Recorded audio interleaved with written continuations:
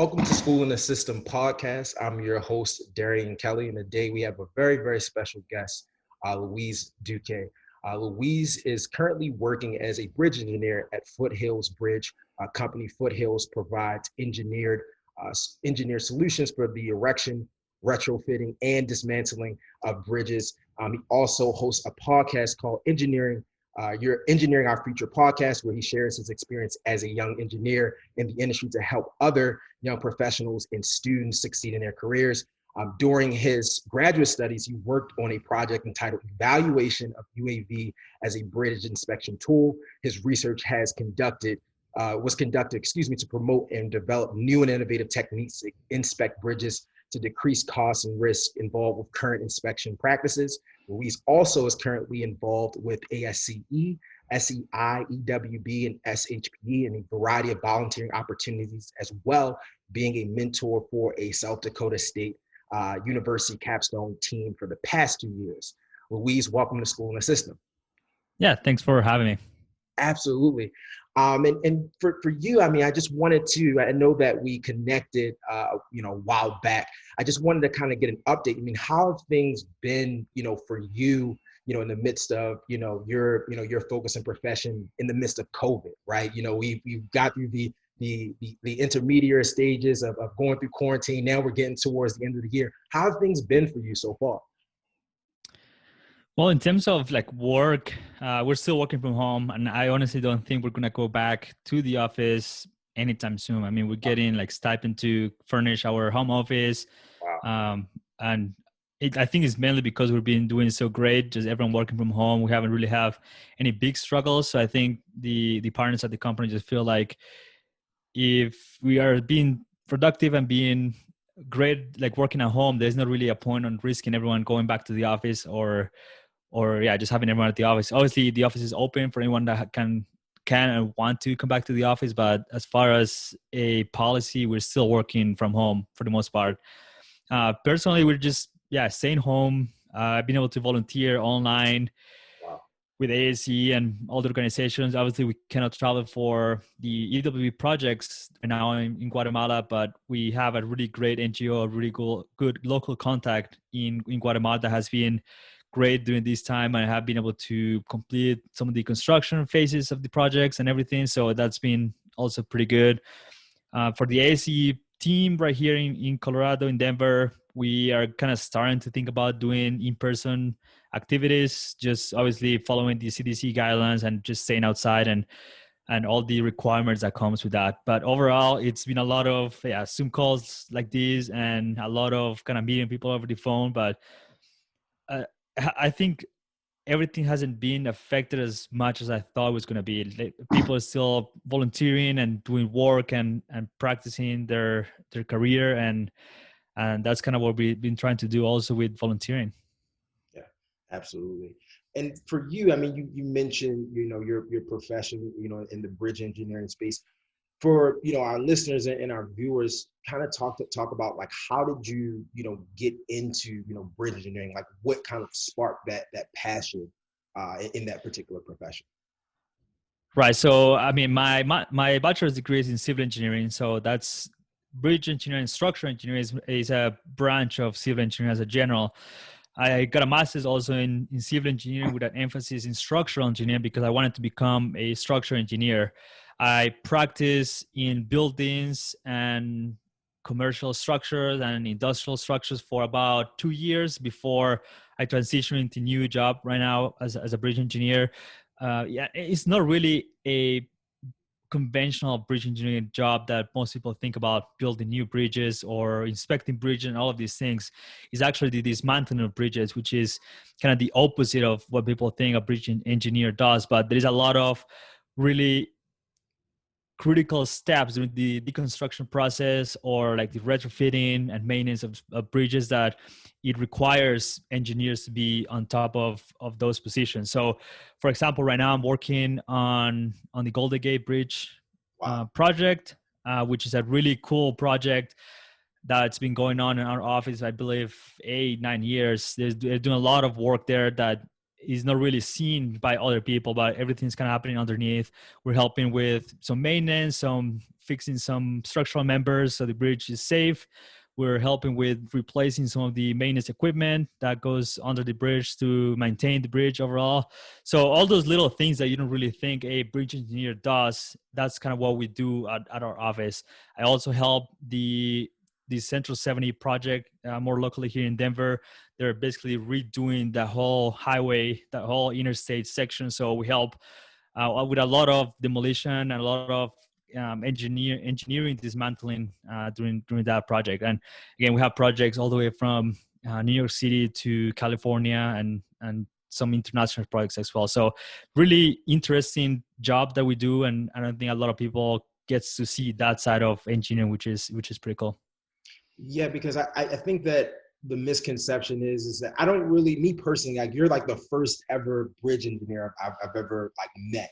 You know, as I even just building out this podcast, I'm learning that there are so many aspects of engineering, right? It's not just IT. It's not necessarily just the medical field. Like it's even expanded to where your focus, from the bridge standpoint.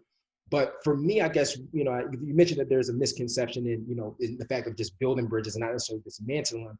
I guess, what are some of the challenges that you have? Because it seems like you're working on a lot of different projects, but within that space, for people that don't know, what are some things you on a day-to-day some challenges that you may have, or things that you kind of have to overcome, during the working in the specific industry? Well, for me, it's mostly there's not really a code that we base our design on. So everything we're doing, we don't really make up what we're doing, but we kind of follow very loosely the codes, because basically all the engineering codes right now are designed to the construction of new structures, construction of new bridges, the construction of new buildings, etc. But we're doing kind of the opposite. So a lot of the deflection criteria or the strength requirements are not really applicable to what we're doing, just because it's such a temporary kind of design or a temporary operation that it doesn't really require to have the long span of durability that a new structure will have. I think we typically design for 50 plus years for bridges and buildings. So the design and the strength requirements as well as the deflection requirements are not really applicable to what we do every day. So one of the biggest challenges for me was kind of getting used to that mentality that, yes, we have the codes, we have the ASHA codes for bridges or the ASE code for buildings, but we cannot follow them too closely, because otherwise, when we're analyzing some of these structures as we are taking them apart, a lot of them won't work in paper, just because those codes are really strict and they're really applied to these kind of designs that we're doing. So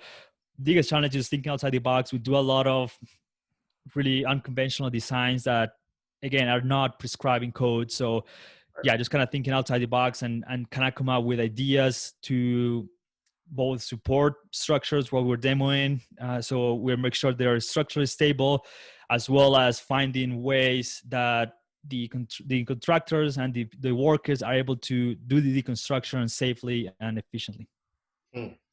And when you speak to, not necessarily like having a code, it makes me think that, you have to, really be nimble, right? There is no set plan specifically. Everything is more so organic.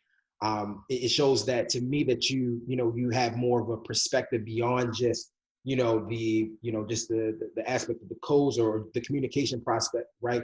It makes me think about your project that you had, that you were working on when you were in your graduate studies, right? With the evaluation of UAV as a bridge inspection tool project, like that whole project, like, because now, there's a lot of misconceptions within UAVs or just within drones in general, right? Kids are using drones now and in all sorts of different ways. But when it comes to using this tool for bridge inspection, what drove you to do that research specifically?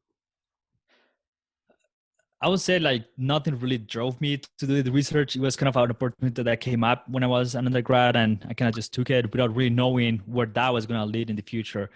I did that research back in 2016. So if you remember, during that time, you really didn't hear about drones as much as you hear right now. It was really new technology, really new tool that we were kind of starting to implement in engineering. It was a tool that Hobbies used to use for pictures or all these other things. But in 2016 was when the FAA released the remote certificate or remote pilot certificate for um, what they call hobbies use or commercial use. So that's when really everything exploded, because everyone was able to fly their drones without really a permit, Mm. and everyone could get up if they needed a permit. They get the permit fairly easy, and I actually got one in 2016. So it was a really great opportunity during that time to start doing that research, and I'm very happy that I was able to be, I say, one of the first people doing that research in engineering. So it was an amazing opportunity, and I was able actually to present in a couple of conferences and produce, I think, 6 or 7 papers related to that topic. So wonderful technology, and I'm sure we're going to be able to see it in a more mature stage in the very near future, I'll say. Certainly, and then you mentioned, the amount of like papers and in the amount of exposure you received from that project. Talk to me a little bit about the volunteer organizations that that you're currently a part of, or that that you became aware of when you were doing those, when you were in graduate studies at that time. Right. So the main one is Engineers Without Borders. I've been with them the longest. I think right now it's about 6-7 years, and I work in projects in Bolivia when I was an undergrad. I work in projects in South Dakota locally where I went to school, and I've been able to mentor a team of students in a project in Puerto Rico, and now we're working in this project in Guatemala and a more local project here in Colorado as well. So 5 different projects helping small communities for the most part gain access to clean water. Mm. That's the number one project type that EWB has. I think it's about 80 to 90%. They do have some sanitation, some structures, and some other smaller projects for communities. But as a global problem, I think water has been their main effort, and I've been happy to be able to help all these communities. The one that comes to mind is the one in Puerto Rico after the Hurricane Maria about 3 years ago now. We were there last year. They still hadn't get a group of engineers helping them with their water. So they had a lot of water leakage in their system. They had a lot of water pressure problems, and overall that just decreases the quality of life that they can get. So helping communities like that gain access to clean water and gain access to all these resources that we are very, very gladly have here in the US and in other more developed countries. It's been a great experience and great volunteering experience. For ASE, so the American Engineers of Civil Engineers, and SEI, which is the Structural Engineering Institute, which belongs to ASCE, I've been more involved in different committees. So the Business Practice Committee, Global Activities Division, and more recently a task committee on leadership, as well as the Student Initiatives Committee with SEI, and just more locally here, kind of the Young Members Group chapter of ASE. So just different committees doing and helping just the structural engineering profession in general, trying to get more young people and more young civil engineers interested in structural engineering, because we believe is one of the greatest professions out there, and we're doing some incredible work that a lot of people don't even realize we're doing. I mean, every time you step out of your door, you are on the road, you are in a building, you're going over a bridge, you're drinking water. All of those things you do on a daily life are designed by civil engineers Mm. and structural engineers also. So helping people understand the importance of civil engineers and structural engineers in society is kind of a big goal for me and for other like-minded engineers in these organizations. Yeah, because you mentioned you mentioned that people underestimate how important civil engineers are. Right? You mentioned bridges, you mentioned water. Why do you think that people aren't, or maybe students aren't as informed? Like, what do you think that the issues are with them, and the gaps as far as them not noticing it, and then getting them interested? Like, how are you appealing to them? How are you getting to them as far as that? I think we're just too good at doing our job and just keeping it to ourselves. No, I'm just kidding. But in more serious note, I think engineers in general are really introverted and not expressing all the great things we do. Mm. And that's kind of one of the reasons I started my podcast, to share my experience as a young engineer working in bridge engineer and doing all these great things with volunteering and helping others, to show how being an engineer doesn't mean I'm stuck in the office for 8 to 10 hours a day and just doing a set of calculations. No, being an engineer means I'm helping our clients meet their goals. I'm helping other people get to work. I'm helping people be safe when they're in a building and there's a snowstorm or windstorm outside. I'm helping people get clean water to drink. Don't even have to worry about it. So I think, yeah, that's kind of one of the main reasons. I think as engineers, we need to show more of what we're doing, because a lot of times you take for granted the water that you drink in the morning out of the tap, or going to work and driving over a bridge. You don't really think about those things on a daily basis, but all of those things that you're doing are designed and built by engineers. Yeah, and you mentioned, and I think that that's true. I think that I think that we have to become more informed. We use our phones a lot. We're always on Instagram, we're always on social media, and oftentimes I think that most people aren't using that.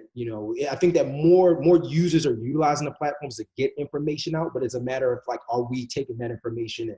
Are we reading certain articles? Are we reaching out to people like yourself who are in the industry that that have that experience, that are open about sharing it? Because I just think that not even just with engineers, I just think people in general, or just most people, are very introverted, right? They're, on social media, you see more so the end result and not necessarily what took place or what happened to get to that point. So when you mentioned you mentioned your podcast, and you mentioned, being an introvert. And I guess for you, like, how, what were some of the things that you had to kind of get over, or that you had to grow through, to actually be open enough to actually not only create a podcast, but to be as transparent as possible about, your journey specifically? I think it's just like drawing myself to just sharing and helping others. I've been always a person that likes to help others, and that's one of the reasons I first got involved with Engineers Without Borders. And I think I just realized that being an engineer that just stays at the office and does the job and goes home and that's all he does is not gonna really take me anywhere. The more I've been talking with people for the podcast and just outside the podcast as well, it's a matter of expressing and showing interest in helping the society as a whole, and being involved with these organizations and being involved with sharing my experience in the podcast and being involved with all these great organizations and people that I've been able to meet, just kind of outweighs the fact that I'm shy and I hate being on camera and I hate being behind a microphone doing all these talks. But at the end of the day, I think there is more value in me sharing my experiences and helping others than just keeping it to myself. And I may be super tired after a conversation like this or recording a podcast, but I can just take a bath or sit on the couch and read a book after this, and everything will be fine. At the end of the day, I just want to get the information out there and just help as many people as I can. Absolutely. And also for you, you mentioned, just getting back to the different organizations that you're involved in. How important is it for young engineers to be a part of these professional organizations that we have, and getting that exposure for you?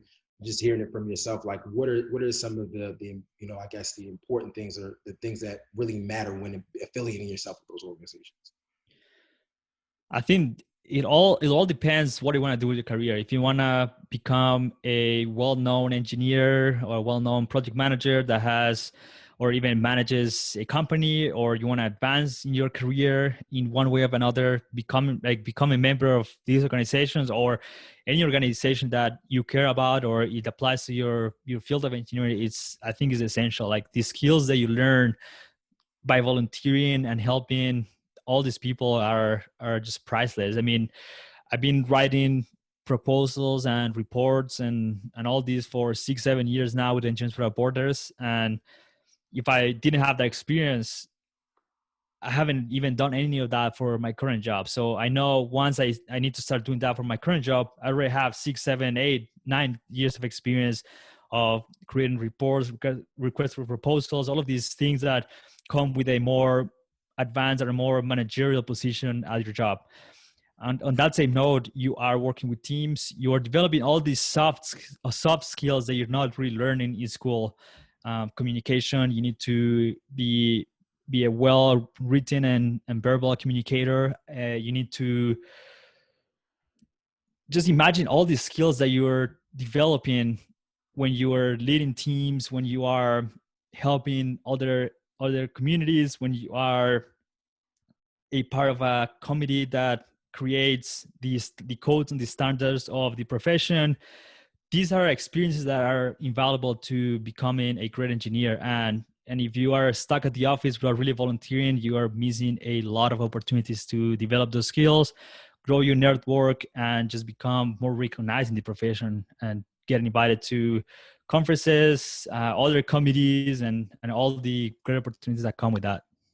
Certainly. And I think that, you know, I think back to like myself and like my own personal experiences being in college, and not necessarily, even though I'm not an engineer myself, I think that, you know, oftentimes students don't really understand like how, you know, how fast it goes, and also to the resources that are there. Like you mentioned, the soft skills. It's one thing to, you know, it's one thing to be a great student and you know, to, you know, make the highest grade, or, but, you know, can you network? You know, can you really promote yourself? Can you really get in front of someone and shake their hand and, you know, introduce yourself and really talk, you know, about, you know, what your goals are, what your plans are? Because I think that we underestimate that aspect of it. You know, I think that with, like I mentioned before, you know, social media and even the current stage of, you know, just being in COVID right now and being quarantined, right? Everything is so virtual that, you know, I think sometimes, you know, people may forget how to actually physically interact and how to really promote themselves. So I think that you make a really, really, you know, great point as far as how important soft skills are, you know, when it comes to not only just, you know, marketing yourself, but also getting your name out there and really becoming a part of, you know, organizations that have valuable resources. Definitely. For you, one of the things I wanted to also discuss is, you know, being a Latino man in STEM. You know, for you, talk to me about like, what are some of the challenges that you face just in the overall context of the STEM industry, and, you know, and also being a person that's also representing underrepresented communities within the STEM industry. Talk to me about those challenges, and what are you doing to kind of combat those challenges? Yeah, I think that's an awesome question. And I actually have another Latina engineer in my podcast just recently that is going to be coming out here in a couple of weeks. But I think it's just like all these stats that are against us. I mean, we know that Latinos are dropping out of college or not even getting into STEM fields for a multitude of reasons. So being a person that comes from the background I come from and being able to show that it's possible to be a key member of these different organizations, being a key member of the company I'm working for, being a key member of just engineering society as general, it's been a privilege that I don't take for granted. And every day I work hard and I try to just express kind of my career path and show that it doesn't really matter where you come from. It all matters who you are and how you present yourself with an employer or a company or organizations or other people. At the end of the day, and I hope that they don't really care where I come from. It's more so who I am and what kind of engineer I am. And I'm actually being invited to a couple of panels in the past to discuss diversity and inclusion in the construction industry and just engineering in general. And I won't lie to you. I mean, there's still a lot of work that needs to be done. There's still a lot of stereotypes that are being thrown around. In my personal experience, I haven't really have any direct exposure to discrimination, very thankfully. But at the same time, I kind of sometimes doubt myself if I got this job because I'm a Latino and they want a minority in that position. Did I get that position in that committee because they want to have some diversity? Did I get rejected from a position because I'm a Latino? I will never know those circumstances. So it's kind of beating that imposter syndrome and realizing that hopefully they think I'm a great engineer. Hopefully they think I'm a great person. But I will say I did not get an internship until I graduated my master's degree, which I don't think is very common for for engineering or structural engineering or civil engineering as a whole. But again, I will never know if I didn't get those positions because I'm a Latino or I'm an international student and they just wanted a white man at those positions. I will never know. And I've been thankful that the positions I've gotten so far are employers that truly care about me, that really respect where I'm coming from, and that empower me to become a great engineer regardless of where I'm coming from. Certainly, yeah, and I think that you mentioned imposter syndrome, and I think that that's something that a lot of young professionals, just people entering the profession, even not even just young professionals, people that are seasoned, have been in the industry for so long, is that they struggle. It's like, am I really supposed to be here? And it's like for you, I mean, you having those thoughts. I mean, I'm pretty sure, like you mentioned, it's tough. You like, you never had any direct experiences, but you still question. You're like, is it because you're looking to fulfill a certain quota? I guess for you as a follow-up, what are some things from a mental standpoint that you kind of have to, not tell yourself, but also, how do you have to think, to kind of keep those negative thoughts out, to just, do your work and just show everyone, how unique and how, what you're working on can really contribute to really push the industry forward. Like, how do you mentally prepare yourself for those different aspects? I think it's just realizing that I come from a different background and that doesn't need to be a negative. It's a positive for wherever I am. Just bringing a different perspective and showing a different perspective on what I'm doing in both my career and my volunteering experiences. I've been thankful that pretty much every project I've been able to do with Engineers Without Borders has been in Hispanic countries or countries that speak Spanish. So I have no problems communicating with the locals and helping, translating, and doing all those things. It's just not letting the stereotypes and the bad thoughts kind of dominate my mentality of, okay, I know I come from a different country, I come from a different culture.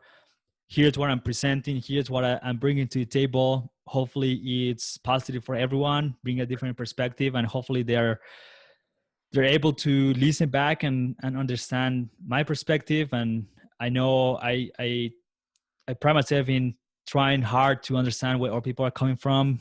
I don't try to judge them too quickly because they are from a different country or they're even discriminating against me. I just want to learn where they're coming from. And I think the more we take the time to listen and truly understand where other people are coming from and listen to them closely, the more we're going to be able to kind of both close the gap between Hispanics or even women in engineering and have a more diverse kind of workplace.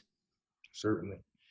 And then for, I guess for you, what are some of, what are some of the lessons, that you can also say that you've learned, just throughout, your career so far, right? It definitely hasn't been a linear path for you, but is there any advice that you can, that you can kind of speak to as far as from your journey, as far as navigating, not even just within engineering, but just as a professional? What are some of the lessons or things that you've learned so far?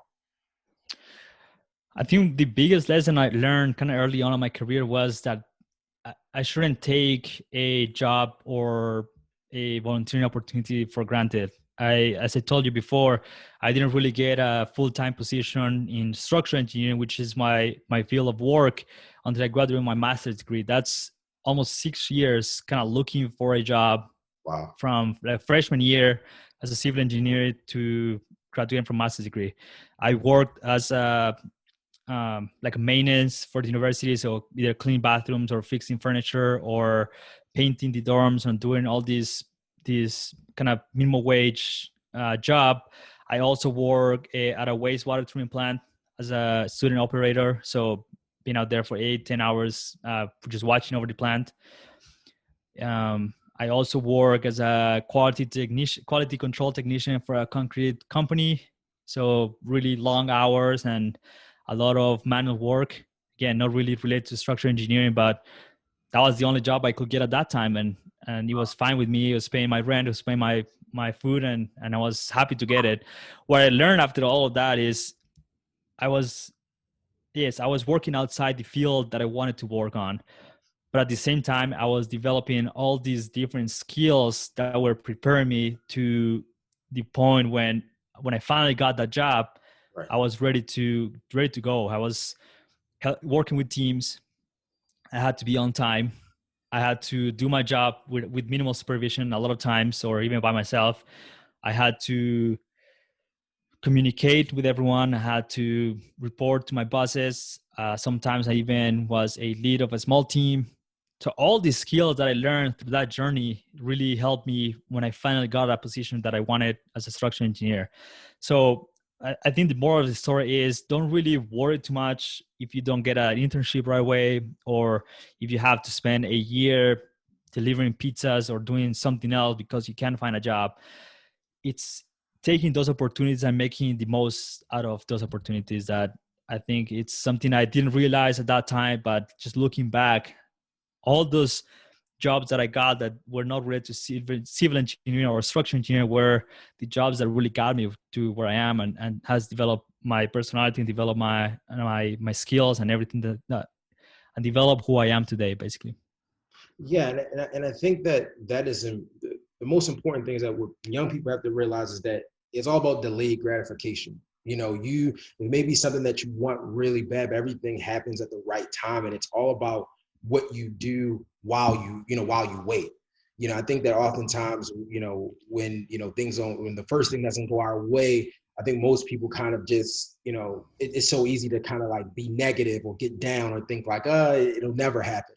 But it like you said, I think that it's really important, the skills that you've learned along the way. Like, you said that you had to, work at a wastewater treatment plant. I actually been to one of those, so I understand like the smells and, just the things that you have to, go through while while you're trying to, get to that end goal is everything. And you pull a lot from it. I think oftentimes we look at those times and look at those chapters and we're like, when you're going through it, it's tough. You don't want to think about it. You're like, I just want to get over it. But I think as you're going through it, you gain a lot of valuable lessons for sure. Yeah, definitely. And again, those are the skills that really got me to where I am right now. And I always tell that story just to show that people may think I'm a successful, quote unquote, successful engineer right now, but I only been really practicing engineering since I graduated from college, when other peers and other friends that I know have been practicing engineering since they were a freshman or sophomore in school, because they were able to get those internship opportunities early on in their careers. Certainly. And for you, mentorship, how important is that, how important has mentorship been for you as you were, going throughout your career? Obviously being a part of organizations, I know you probably met some people that have been influential for you, and those people help you get over those hard times. So for you, how important is mentorship, and how important is it now currently in your current profession? I think is really important. And something I want to say about that is there are two types of mentorship. One is the one we all know and understand, is kind of the one-on-one mentorship that we either have at our companies or we pursue a mentorship relationship with someone. I personally have a mentor at the company and have a mentee through ASE. So kind of both doing mentoring and mentoring people below you. It's also really important.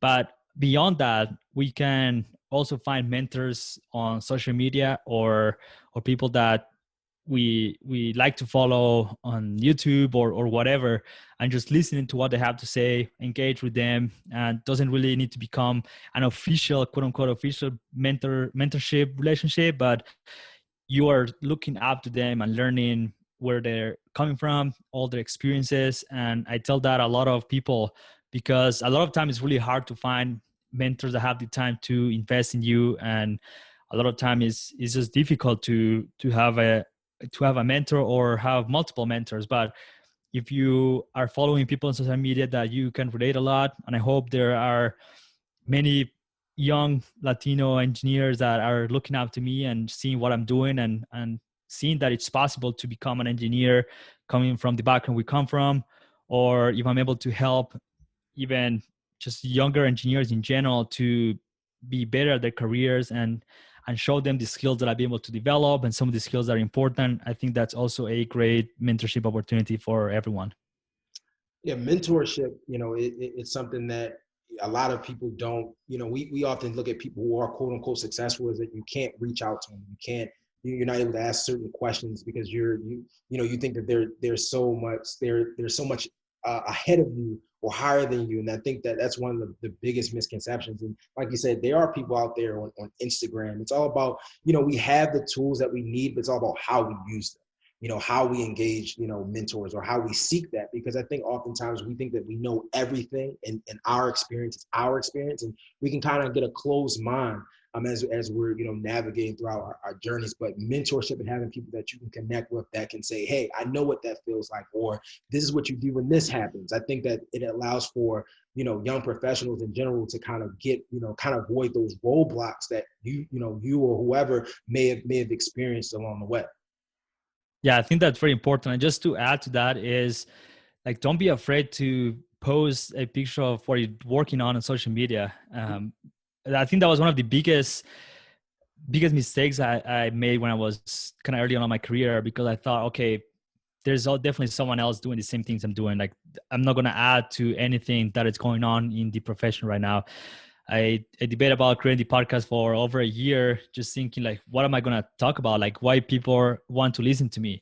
Right. But the more I got into sharing that, recording podcasts, talking to people, and realizing that even though other people may have the same experience, may have the same career path, my perspective is always going to be different than their perspective. And if I keep that for myself, and there is someone out there that really relates to what I'm talking about and to what I'm doing, I'm kind of depriving them from that knowledge and that kind of that knowledge and that perspective that they may be able to follow and grow in their own career. So for me was, okay, I just need to start recording the podcast. I just need to start having these conversations. If people relate, awesome. If they don't, I am just having conversation with great friends or great people in the profession that I'm going to have on record, and I can go back and listen to them whenever I want.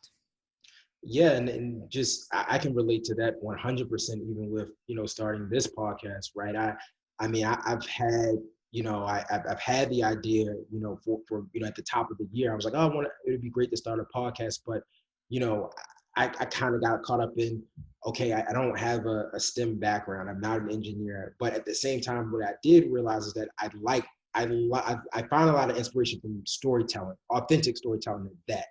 And I was like, if there's a way in which I can create a platform for others in the STEM industry to really talk about themselves, promote themselves, because I think oftentimes I too got bogged down in the sense of like what am I going to talk about, or how do I even organize this, or and like you said, you just had to record, and if no one listens to it, then I'm just talking to the person, my guest. It's just having that confidence and being secure in yourself and saying, okay, what I'm working on is it's not for me. You kind of have to detach yourself from it. I think oftentimes we become stagnant because we look at ourselves so much and think about what are we going to do or how are we going to look, when it's really not all about us. It's more so about connecting and what we are putting out there for our audience. Yeah, definitely, totally agree with you. Absolutely. So this part of the show is called Taking Them to School. It's a part of the show in which these questions I'm asking are more so for the listeners and viewers to really get to understand you beyond just what we may see on social media, etc. So my first question is, for you, what what inspires you the most? Like, what keeps you going? When you have those long days, those hard days, like, what keeps you going? I think right now is just showing and sharing my experiences, as I kind of been repeating, and I think it's been a theme of what we kind of be talking about is volunteering with Engineers Borders has been one of the best experiences I've been able to do in my career. And I've talked about this in other shows and just people that I come across is, as engineers, we are a lot of time just too focused on the day-to-day work that we do at the office, and we kind of forget there's a whole world out there that really needs us to be helping. And the mission of Engineers Borders or Bridges to Prosperity, there are hundreds and hundreds of engineers organizations out there that are helping underserved communities all over the world. And I think that's kind of one of my main motives of just being an engineer and being able to help all these communities and being able to to go to those countries and see their face of happiness when you get there, and you're helping them to solve what seems to be a simple problem for us here in the US, but it's a problem that could save them maybe hours of walk to get to water, or could save them hours of walk to get to school. So it's those little things of volunteering and helping others and having these opportunities to be in these development countries that has been a true motivation for me. Certainly. For you, I know that I can speak to myself as far as with quarantine. I've developed, some different hobbies as opposed to, been working from home. What are some of the things that you're doing when you're not like working, or you're not doing your podcast or blog and anything like that? Like, what are you doing outside of that? So I think for me, one of the things that I picked up was podcast. And yeah, it's related to work, but it's not. Right. I just take it as a hobby. It's something I've been enjoying. Outside of that, I have 2 children at home, so I don't get a lot of free time for myself. But I just enjoy spending time with them. We've been able to just get outdoors and go on hikes and everything, social distancing, here around Boulder and just around the area. The weekends we just try to spend it at home, just kind of playing in the backyard and just playing with them. But again, just all these volunteering and the podcast, I just kind of take it as a hobby. I'm not really earning thousands of dollars from that. I just kind of doing it to have fun, have conversations, and just get to know other engineers. And I'll say outside of work and outside of that, just kind of spending some time with family and making sure I'm splitting my time and being balanced between all the work that I do from 8 to 5, and then sometimes even late during the night, to spending a lot of time with my family and just being there for them. Certainly. What has been the most like I'm pretty sure you traveled, especially being a part of engineering, about Borders being part of the organization. You've been to a lot of different places. For you, what has been that like number one place that if like truly, you're like, wow, like it really was, you had one of those experiences you'll never really forget. Like, what was that place that you visited that really gave you that feeling? Colombia. Wow. I'm just kidding. I said that. I said that because I'm originally from Colombia. Yeah. I truly believe Colombia is a wonderful place. But wow, outside of Colombia, I really enjoyed all the countries in South America. There is a lot of out of the beaten path places that people can go, and a lot of people don't even realize they exist. And yeah, traveling the international borders to Bolivia was a great experience. It's crazy because when we were there, we didn't have any cell service, we didn't have any internet, we didn't have anything. We were there for a whole week without have any contact with anyone outside the community there. No phones, no internet, nothing. Wow. So that was a wonderful experience. I did that a couple of times for about 7 days, 7 to 10 days. And it's a completely different experience. Besides that, I think Rome was one of my favorite places ever to go. There is so much history. There are so many incredible places to visit. But yeah, South America for sure. Just if you want to be in the nature and being kind of in a very secluded space and just connect with nature and just see amazing landscapes and all these other things, South America. But one of my favorite places ever has been Rome. Yeah, I don't think I've had a chance to travel to Italy or to South, or more so like South America, because most of my experiences have been in Cyprus. I visited Cyprus. I visited London. I've also visited Amsterdam. So I got to get out to those places. But it's tough now, of course, with COVID and things like that. But people are still doing some moving around. So I'm always intrigued about some of the places that are that have been really breathtaking, because when I was similar to how you speak about Colombia, how there's like no internet or those kind of living conditions. When I was studying abroad in Cyprus, when I was a junior in college, one of the things that really stuck out to me is that you couldn't, for example, flush toilet paper down the toilet. Like you had to dispose your toilet paper in the trash can. You had to heat up your water to take a shower. Like those little things that we may take for granted those are the things I was like, wow, like it's, you know, it's one thing to really say that, but then to actually experience it, you really become a different person. It really, you know, allows you to be extremely grateful for what you have. Right. And I would say Colombia, it's not because I'm from there and I've been able to visit a lot of places in Colombia, but you have your really modern cities like here in the US, you have your really old and colonial type cities like you see in like old Spain. You have beautiful landscapes. Colombia is the most biodiverse country per square meter, per square feet in the world. So you have basically every animal you can possibly imagine. You have amazing coasts. You have so much history. So there's a little bit of everything for everyone there. Got it. Well, Luis, it was a pleasure having you on the Schoolin The SiSTEM podcast. I really appreciate your time. Where can we, you know, where can the viewers and listeners find you as far as social media? Definitely. So Instagram and Twitter are probably my most active social media, and it's just Luis Duque, EIT, LuisDuque and EIT.